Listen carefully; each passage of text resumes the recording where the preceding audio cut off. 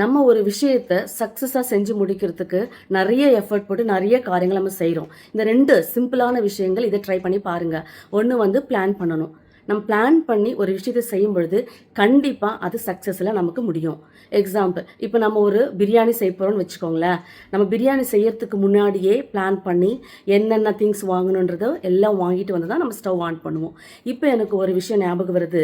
Doctor ஒருத்தவங்க சொல்லுவாங்க, ஏதாச்சும் எல்லா ஸ்டாஃப்கிட்டே அவர் சொல்லுவார், ஏதாச்சும் மறந்துட்டோன்னா நீங்கள் ஸ்டவ் ஆன் பண்ணிட்டு மார்க்கெட் போய்ட்டு ஆனியன் வாங்கிட்டு வருவீங்களா, இல்லை ஆனியன் வாங்கிட்டு வந்து ஸ்டவ் ஆன் பண்ணுவீங்களா குக் பண்ணுறதுக்கு முன்னாடி அப்படின்னு சொல்லுவார்.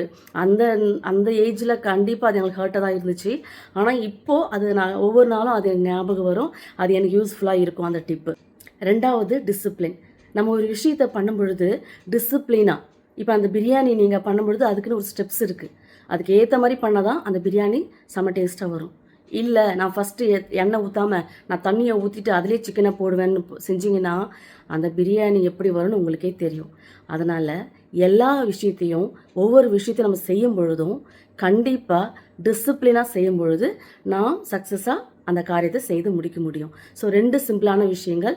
பிளான் பண்ணுங்கள், டிசிப்ளினாக செய்யுங்க. கண்டிப்பாக நீங்கள் செய்கிற காரியம் சக்ஸஸாக முடியும்.